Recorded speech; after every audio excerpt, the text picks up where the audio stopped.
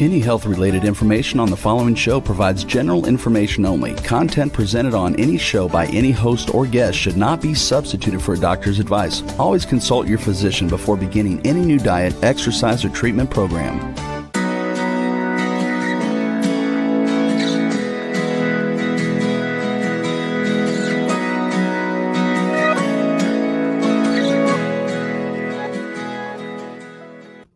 Welcome to Accelerated Health Radio and TV. I'm your host, Sarah Banta. I'm a health coach, a natural supplement expert, and a busy mom of 3 teenagers. I believe that your body does want to and is capable of rebuilding and healing itself regardless of what chronic disease you may have. And I'm here for you to answer your questions, bring you innovative and cutting-edge technology and health solutions to empower you and your ability to reach your optimal state of health.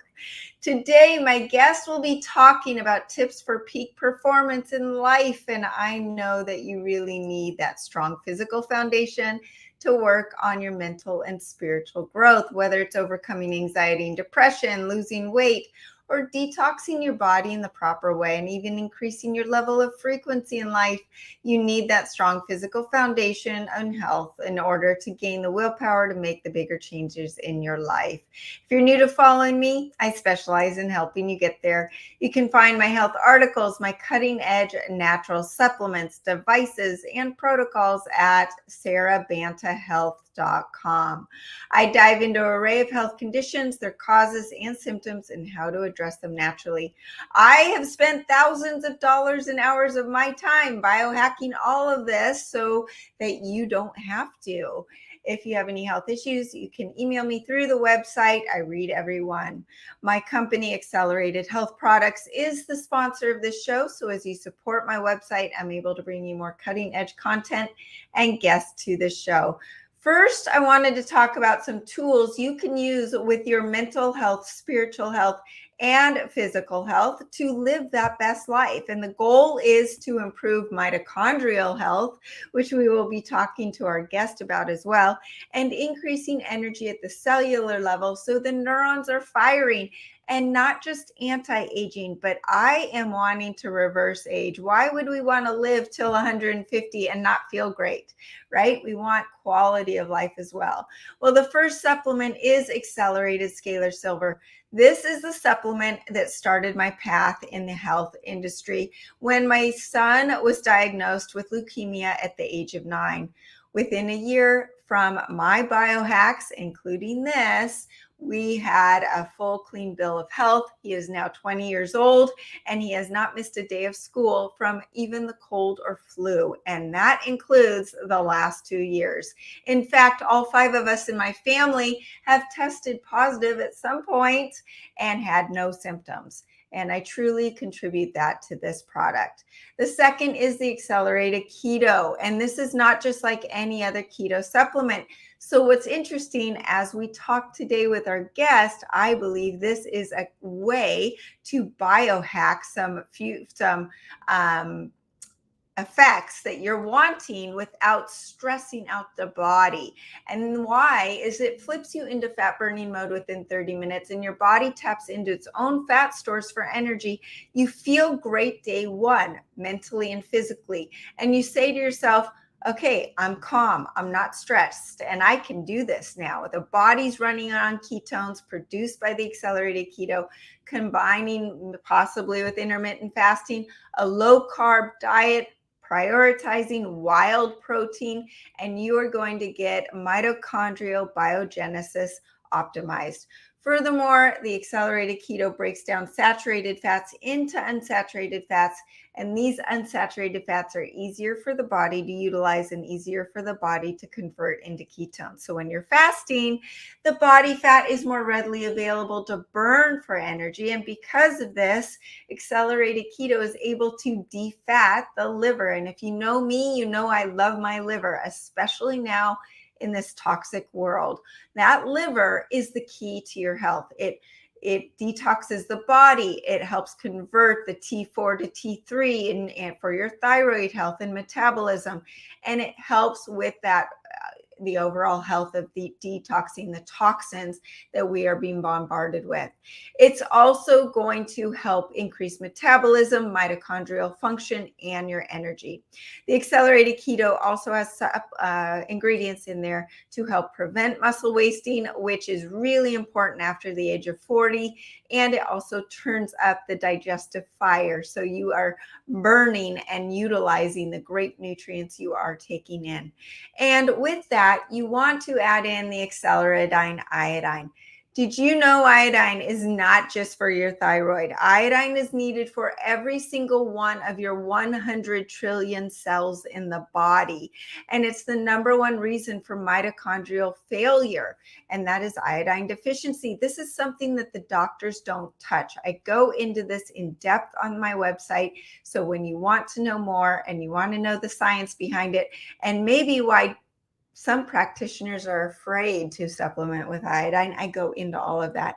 But thyroid hormones must attach to the mitochondria as well as the nucleus of the cell. They all have thyroid hormone receptors. So when you start taking iodine, it wakes up the whole body, not just your thyroid. So everything, every cell is saying, I want some, I want some.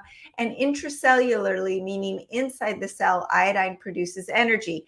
Extracellularly, meaning outside the cell, it acts as an antioxidant, anti-allergenic, it detoxifies, it's vasodilating, it helps with autoimmune issues, it induces that wonderful word called apoptosis, which is the natural death of cells that we need to die, whether it is through with a fetus that is growing or a teenager that is growing super fast, or if you've got cancer cells and they need to go as well.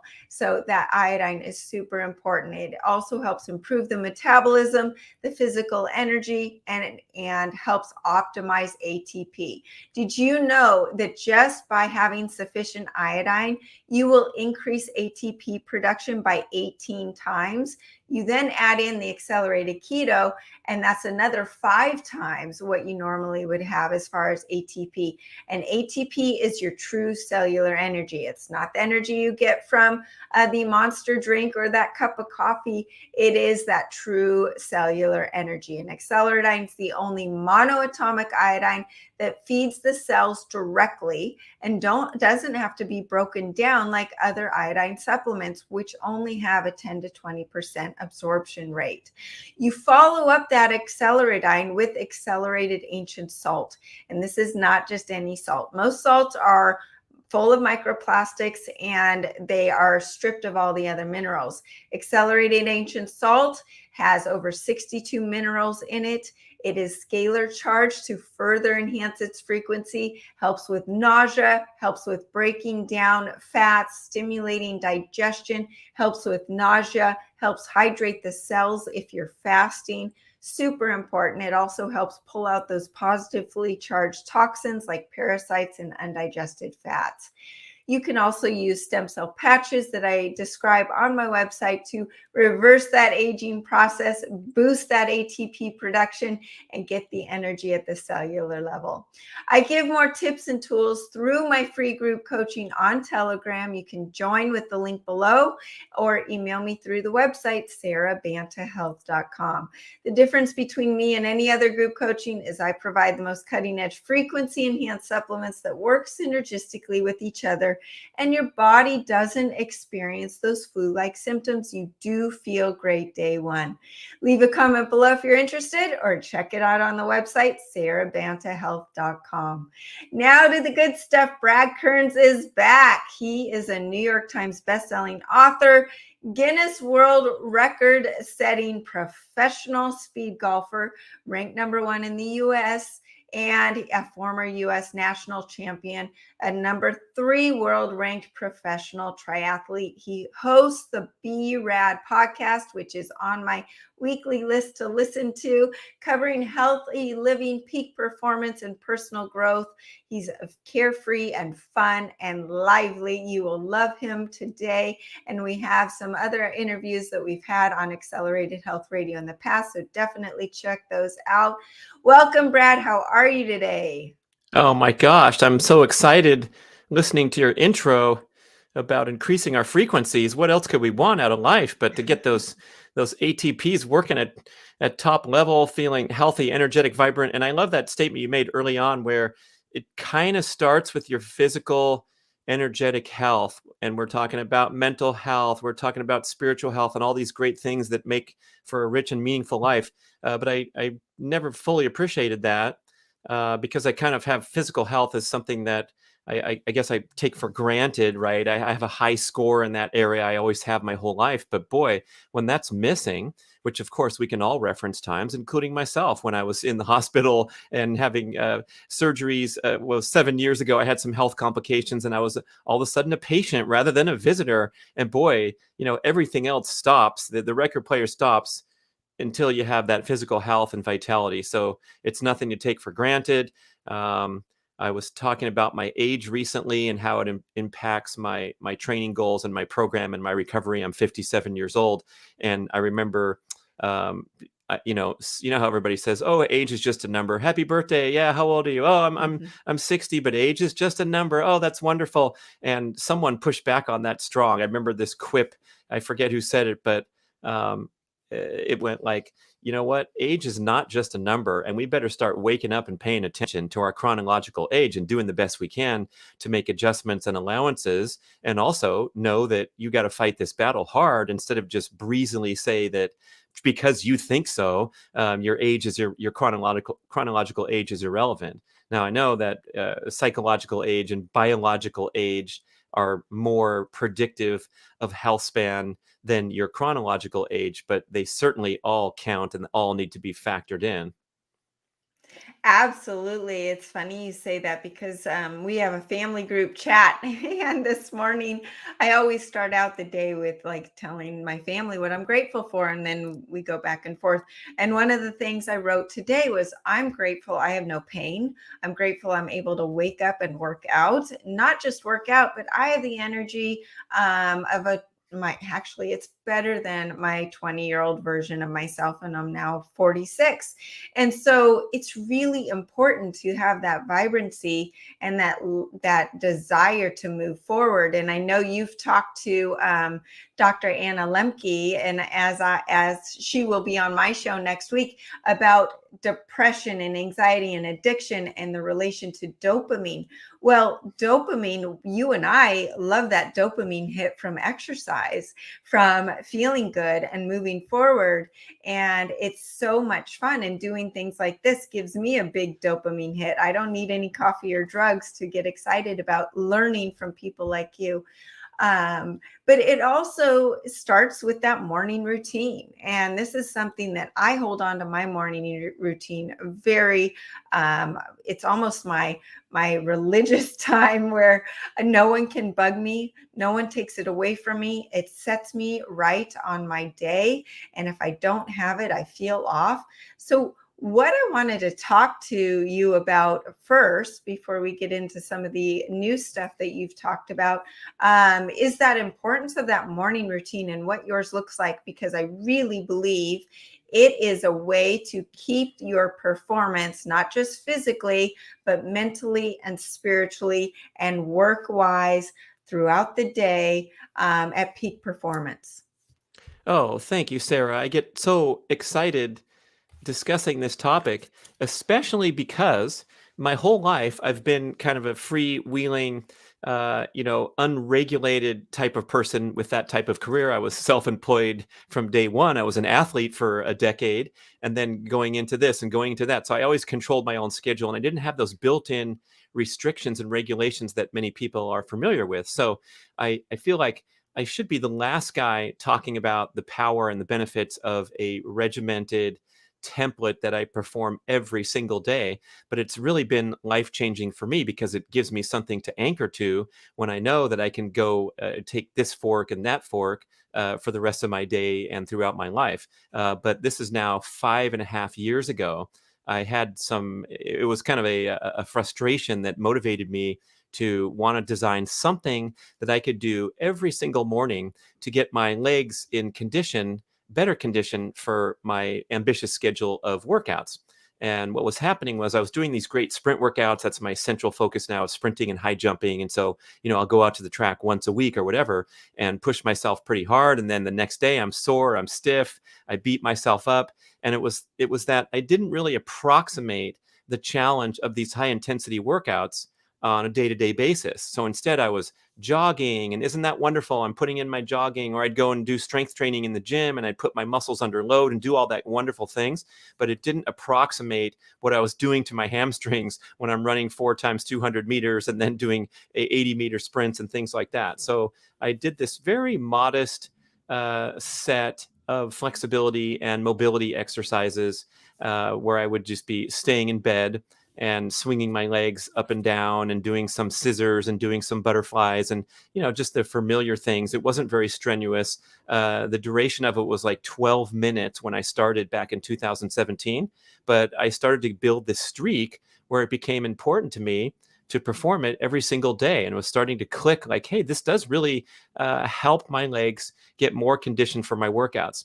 And then as you lock into this pattern where you're doing something that's proactive and disciplined for yourself every single day, you start to experience a whole bunch of different, broader psychological focus, discipline, and other benefits. It's also contributing to my daily movement quota. So no matter how the rest of my day goes, maybe I'm sitting on an airplane for many hours, or maybe I'm busy in the studio and not getting out and about much, at least I started my day with a little activity. So here's the cool thing about starting slowly and making something that's doable and sustainable, that I very gracefully would increase my commitment over time, because now I had built a habit. So the thing I want to emphasize is when you have an ambitious lifestyle goal, I'm going to do a morning routine. I heard it on Accelerated Health Radio. I'm going to start tomorrow. Well, don't start with my current routine, because it lasts for a minimum of 41 minutes and it's quite elaborate. It's pretty difficult. I know that because my super fit friend tried to join me one day and he crapped out halfway through. And I'm like, wow, this is kind of hard. But for me, it's not that hard because I do it every single day. So it's elevated the fitness platform from which I launch all formal workouts. I believe it credited as a big credit to me losing some excess body fat that creeped on there a year ago. And so I'm listing all these wonderful benefits. But the key point is that I started really slowly and gradually. And then what would happen would be I'd audition a new workout and then I'd add it to the mix. I found something that would be particularly effective for my core, or I wanted to bring in some mini band exercises because those are so important. And so I would very carefully increase the template on a case-by-case basis. Sometimes I drop things, but the key factor here is that I do the exact same sequence of exercises every single day until further notice, until a formal change comes. And so I do 40 hamstring raises, leg kickouts, then I do 20 frogs, then I do 20 scissors, and so forth. And I actually have an online course at bradkearns.com where you can enroll and get access to all the videos. And I take you through an assortment of different options to design a routine that's interesting and applicable to your preferences and your lifestyle goals. So there's a yoga-oriented routine where it's the sun salute and a few little limbering, strengthening things might be good for a senior citizen or someone who's starting from basic fitness level. And then I go through step by step every single thing that I do in my full-length 40-minute routine for people to pick and choose what things might work for them. But there's a few key takeaways here. And one of them, like you teed up, is that when you do something first thing in the morning, it has a profound impact on your psychology and your mindset for the rest of the day. Because in contrast, a recent survey from Adweek discovered that 84% of Americans do the exact same thing every morning. Do you know what it is, Sarah? Can you guess? Eat. They reach for their mobile device. Right, of course. Half of that 84% are known to reach for it while still in bed. I guess the other half have to shuffle across the room, which is way better than having a device near your head with those EMF emissions and able to linger. But when you reach for that mobile device, the social psychologists, behavioral experts contend that brings you into this reactive mindset of the brain, where you are engaging in what the the tech experts call intermittent variable rewards. You're getting these dopamine rewards from scrolling through novel, fresh information on your text messages or on your social media string. And when you lock into kind of that adverse dopamine triggering mode, you have a very big tendency to remain there.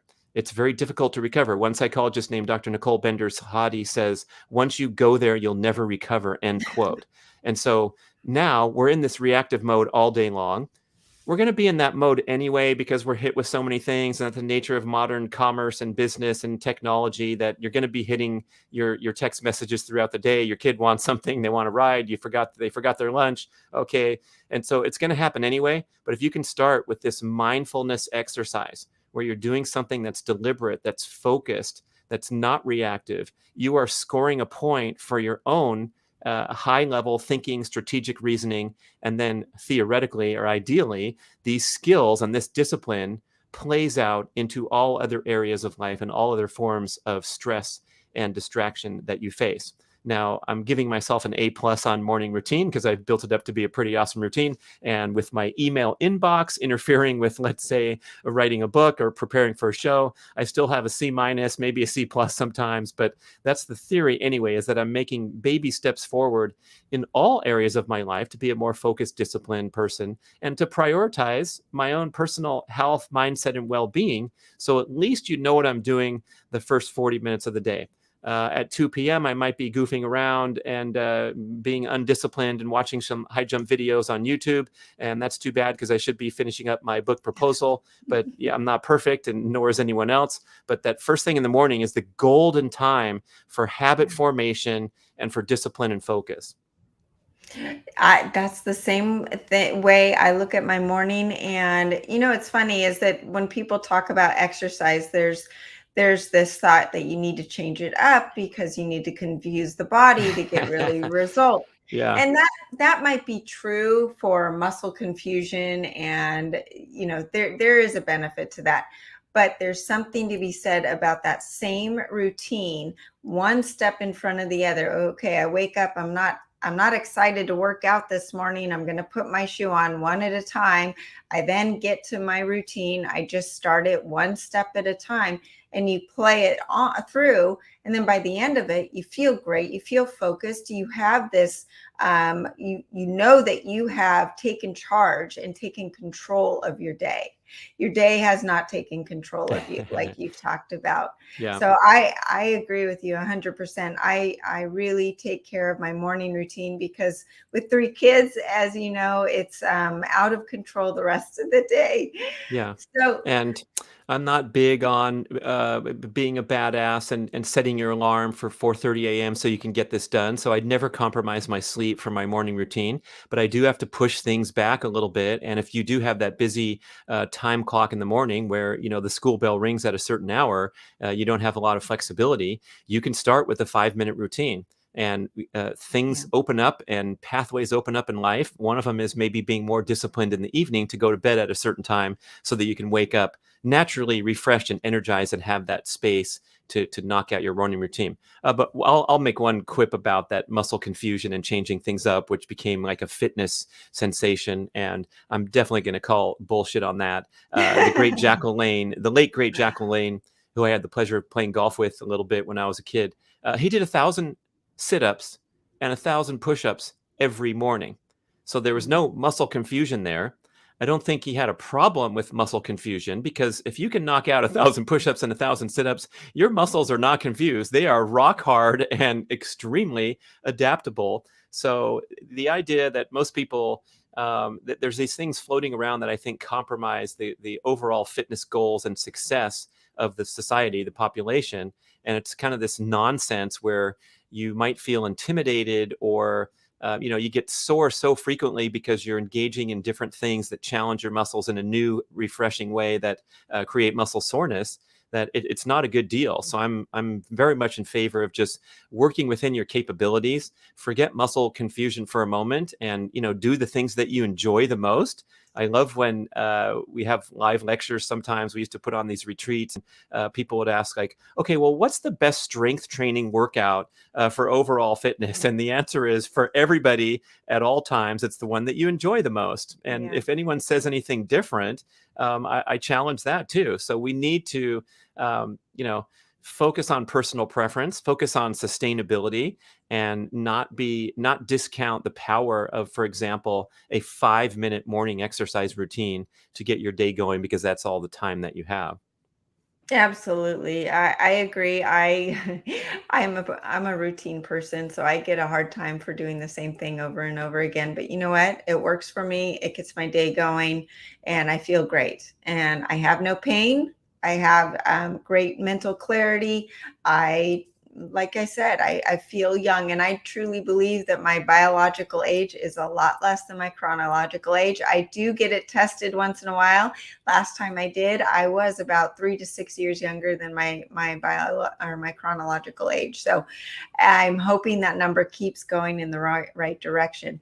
Well, I want to now turn to your what you've turned some heads with your new hack, and that's focusing on energy balance, which is a little different than going against the stacked hormetic stressors of what biohackers in our field use, and that would be intermittent fasting, combined with a low carb diet, combined with sauna, working out, cold plunges, all of these things back to back. But first, before we dive into your beliefs on that, tell us what a hormetic stressor is. Well, I'm rethinking the very definition and appropriateness of even engaging in this. And that term has been challenged now by my friend Jay Feldman, Energy Balance Podcast, to completely reframe this idea where what we commonly consider to be a hormetic stressor is a brief stress incident that delivers a net adaptive positive benefit. So when you fast, you skip a meal, your body starts up-regulating a bunch of important health and hormonal and metabolic processes. You have an anti-inflammatory benefit, you're immune boosting, you start burning fat at an accelerated rate, all these things that, due to starving your cells of energy by skipping a meal or not eating for a day, you have had what is proclaimed to be a hormetic stressor that's going to give you a boost. Same with a sprint workout, where you're putting your muscles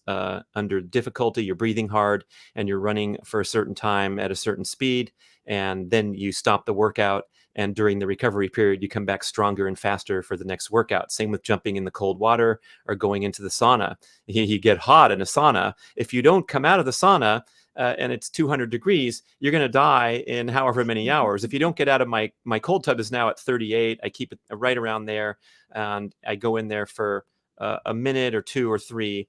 And if I were to stay in there for an hour and a half, for example, I'd be in big trouble, or I'd be dead. And so hormetic stressor is a minute or 2 or 3, and then the hour and a half is is a bad deal. So that's kind of the difference between a chronic stressor that compromises your health, which you talk about all the time, and we're all familiar with the chronic stress that's endemic to modern life, and then the hormetic stressors, supposedly something that is going to give a health benefit. Now, here's the problem. The body and the fight or flight mechanisms don't have any distinguish between what's truly life or death, like it was in our ancestral past, and what's just a traffic jam or an argument with a loved one or a sauna session or a cold plunge. And so we have to be very mindful today of our overall stress load, especially with respect to our chronological age and our lousy biological age, if it happens to be worse than your chronological age in so many things. So if you're getting out a notepad and writing down what are some of the stressors in your life, both brief, both chronic, both enjoyable, and both distressing, right? Because there are all kinds of stress. Stress really means stimulus. That's the work of Hans Selye, the father of modern stress research. He points out that we always use stress in a negative context, or 90% of the time, right? But it can also mean stimulus. And so there's, you've seen those charts on the internet that rank the most stressful events in a person's life. It's death of a loved one, death of the spouse, horrible tragedy, number 3, number 4. But getting married is like number 2 on the scoreboard, because it is a majorly high stimulatory day with all kinds of stress hormones flowing before, during, after, and so forth, until you get to the honeymoon and you're collapsed on the beach, right? So if we're counting all manner of stress together, that's when we want to do some really important reflection about the dangers of stacking too many cool things. And so the recent awakening that I've been talking about on my podcast, with my interviews with Jay Feldman and my shows, reflecting on his message and bringing in a lot of other experts that I really respect, who are in particular rethinking the importance of fasting or adhering to ketogenic macronutrient guidelines if one is healthy, active, athletic, has good blood work, does not have disease, metabolic disease risk factors, and so forth. And I'm certainly one of those people, because if I'm looking at my stress scoreboard, right there, front and center, the top 2 are probably my chronological age, combined with my desire to push my body with vigorous, high-intensity workouts. So I want almost all of my stress capacity to be allocated to performing and recovering from these difficult, challenging workouts. And if I were to go and stack fasting on top of a day where I already had a vigorous workout, where I starved my cells of energy, right, to prompt those benefits, those aforementioned benefits, that's the same thing you're doing with fasting. Mike Mutzel, he's got the High Intensity Health Show, a very respected person in this space. He made that comparison where you can go for an hour challenging workout and get to the same place that it takes for a very long fast, like an 18 or a 24-hour fast. Which one would you rather get over with quickly, the hour workout and then go on with your day and have a nice, wonderful breakfast, or to work really hard and starve your cells of energy by skipping a meal or skipping 2 meals? Now, I don't want to, come paint myself into a corner here, because there's so many wonderful benefits and health awakenings people have experienced from ketogenic diet, from fasting, from getting away from the unfettered access to processed foods and indulgent lifestyle behaviors that we traffic in to the extreme these days. My buddy Liver King, the Instagram sensation that I work with the organ supplements, he talks about how we're all weak and soft, and we need to recapture our ancestral past by doing all this crazy stuff that he shows on his posts. But he's a big fan of cold exposure too.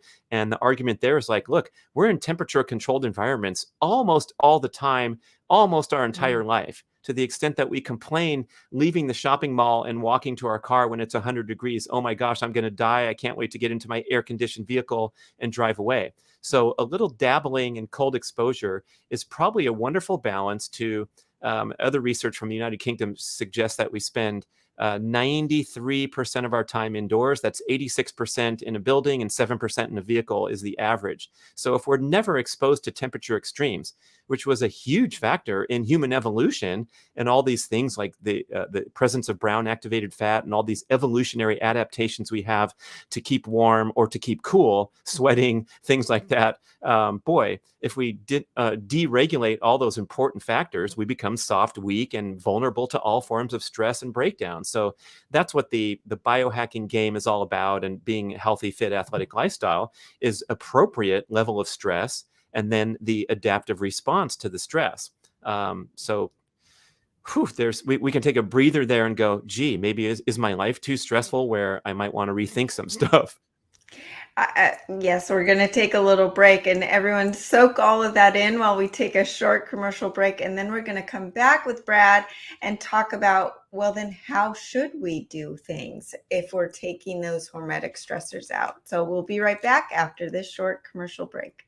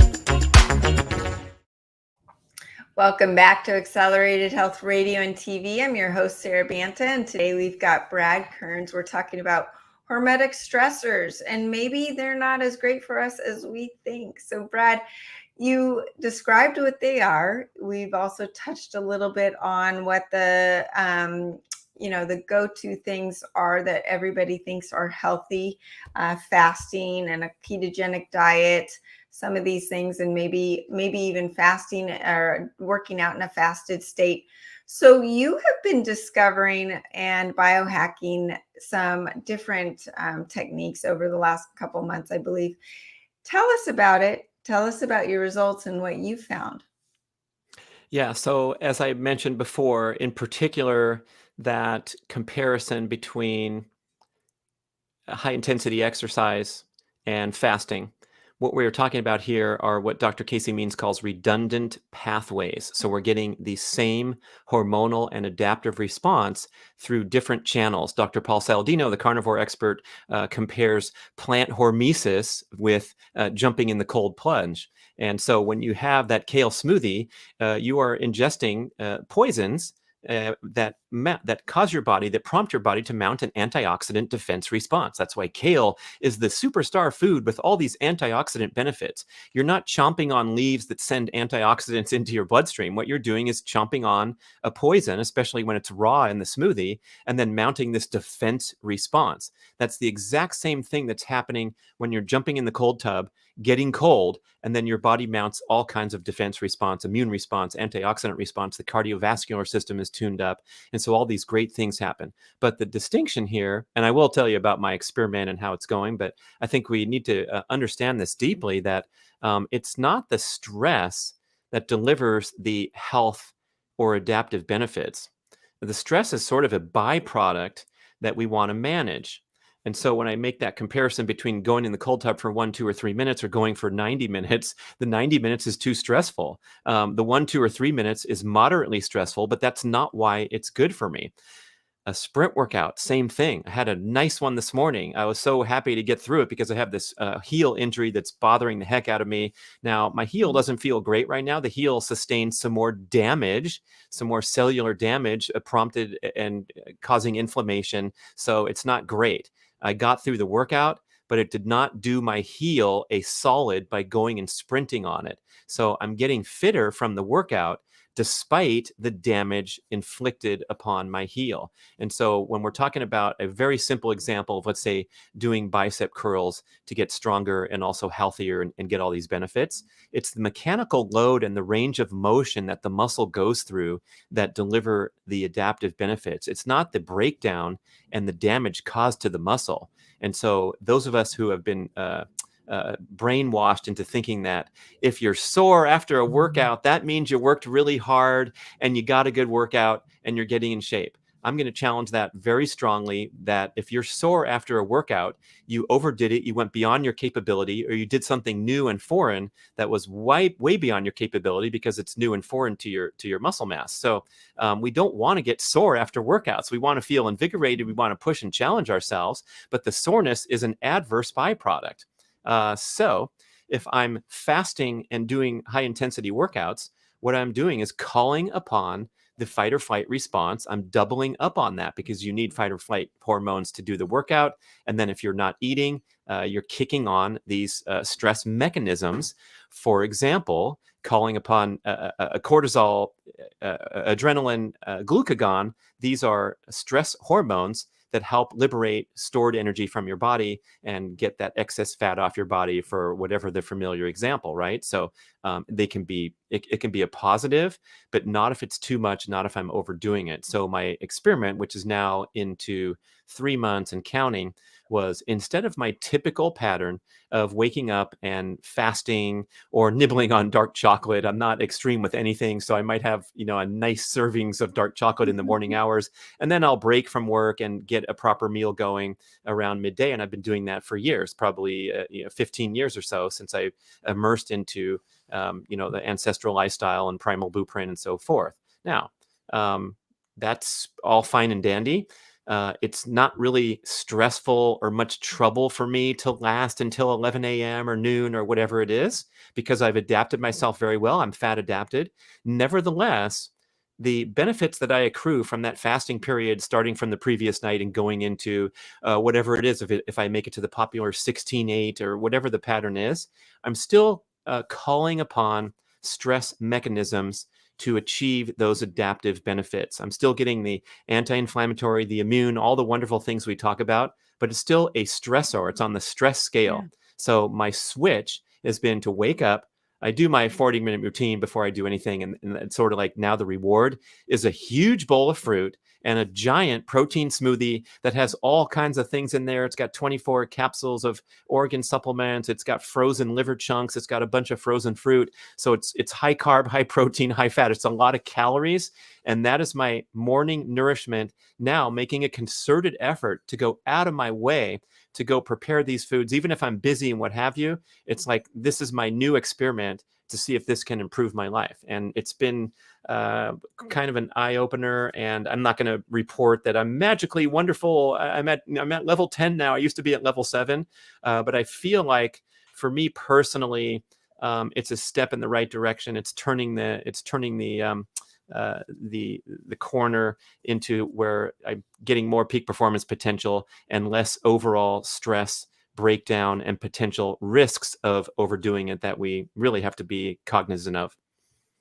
Now, I'm curious, have you tested your blood sugar or done a continued glucose monitor through this process?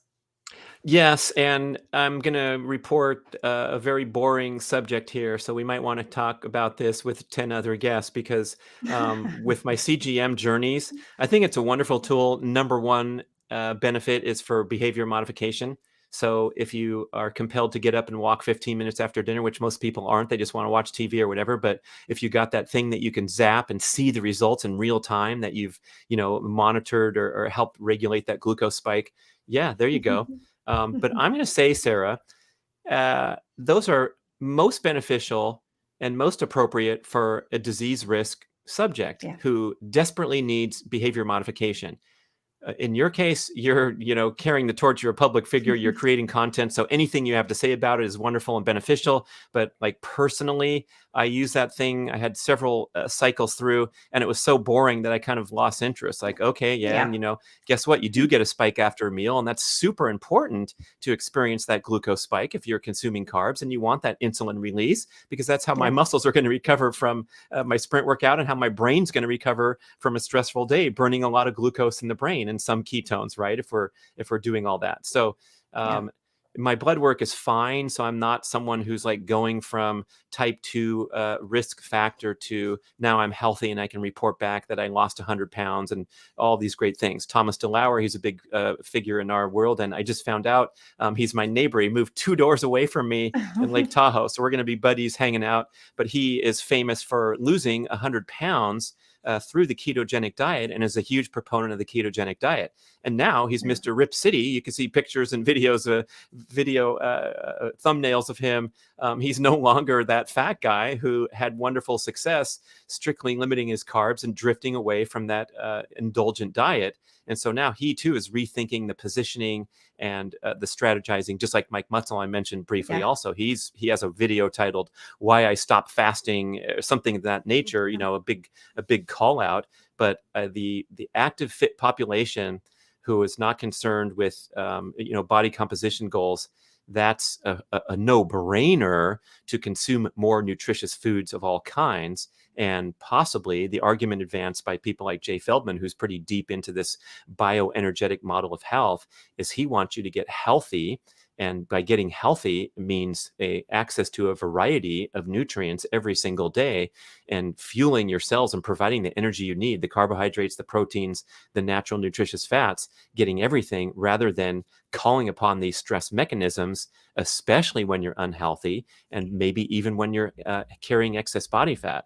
And that brings us to, I know we're getting short on time here, but I want to have a wonderful conclusion about this, that you must remove those processed foods that disrupt your cellular energy production internally, disrupt your metabolism, create dysfunctional fat metabolism, interfere with mitochondrial function. All these things are largely driven by the consumption of processed foods. That's why people have lifelong accumulation of excess body fat. And so once you clear those out of the picture, then there is a wonderful argument for nourishing yourself appropriately and not trafficking in hunger or food obsessions or things when we go to the extreme in the name of health. And we know we've seen that fallout from the ketogenic movement, especially where people are ruining their hormones and desperately calling you, wondering why they feel like crap, even though they're adhering to this diet to the letter. Brad, you've touched on so many things. And number one, I call my diet the DNA diet because I eat the foods that are good for my DNA. I prioritize wild animal protein. I have now incorporated fruits that don't have oxalates in them, and vegetables. I eat them sometimes, but I really focus on that good, nutritious, dense whole foods. And we've talked about, and I've heard you talk about, regardless of what food pattern you're eating, make sure you're eating the whole foods. Don't have the vegetable oils, don't have the oxalates and the sulfur vegetables or the plant poisons that are ripping your gut, that killer kale that is just destroying your gut, and you think you're doing the right thing. You're not supposed to be bloated after you eat, guys. That's not a good sign. And I've started incorporating more carbs. I eat fruit at night. That's my dessert, and I love it. I really enjoy it. And we're going to run out of time, but I would love, Brad, we have so much more to talk about, because is it different versus having those carbs at night versus right after your workout in the morning? Or does it really matter? Is your body storing it? And really, it's up to you. And it doesn't matter when you eat it. It's when you enjoy it, just as long as you're not overstressing your body. And those people that are not under chronic stress can probably deal with some of the hormetic stressors better than the adrenal fatigued mom that's got kids and a job and 20 pounds to lose and full of toxicity, all of these other stressors in their body. There's a time and a place to do some of these hormetic stressors, and not too much at once. But we've just got a couple minutes, so I want to make sure people know where to find you, Brad, and we will definitely have to do this again. There's more to talk about, so you're going to have to listen to my upcoming interview with Sarah Banta on the B.rad podcast. So I strongly suggest I direct you over there. You can start with Sarah's show, and there's all kinds of fun content. And bradkearns.com, I have some great stuff like the morning routine online course that I mentioned and other online courses. It's so nice to, we're transitioning out of this quarantine and life disruption period. But one of the good things I see is this ability to take charge of your own education and personal edification and study courses that you can do right in the comfort of your own home. I know live events are great to gather, and we'll hang out at one someday. But for now, I'm really excited about the online course offerings and getting people started in this morning routine, one of my favorite topics, all kinds of other stuff there. I appreciate the chance to connect, as always, and all the great work that you're doing. Thanks, Brad. I mean, you are doing such good work and taking a risk of putting yourself as the N of one, and doing this experiment, which is fantastic. And that's not that fun. It's not that big of a sacrifice to go, okay, time to eat more food of all kinds, all nutritious kinds of food. And you asked about whether the fruit matters in the morning or night. And I think sometimes we can get pulled away from the main focus, again, eliminating processed foods. And I talk to so many.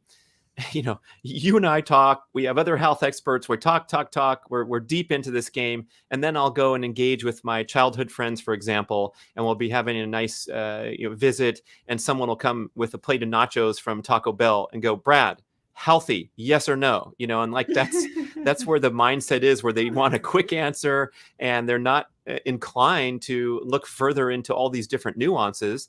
And so this message, I'm trying to streamline and say, clear out your cupboards, get rid of those industrial seed oils, get rid of those processed carbohydrates that cause all kinds of metabolic dysfunction.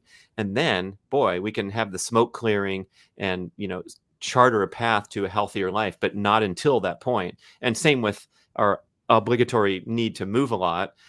We got to get moving. And if we're, missing our gym appointments or making excuses where we can't open up the door and get out and walk around the block, that's going to be the first stop before we talk about anything else. Yep, absolutely. We got to keep moving. Well, thanks, Brad, for joining us today, and everybody else, thank you. I can help you with your own personal protocol. Just email me directly through the website, sarahbantahealth.com. You can follow me on Facebook and Instagram under Accelerated Health Products, my YouTube channel, and over 100 channels. You can find this episode and all my episodes, including iHeartRadio, iTunes, Stitcher, Pandora, or whatever podcast platform you subscribe to. Please share this episode and leave a comment below if you like what you heard today.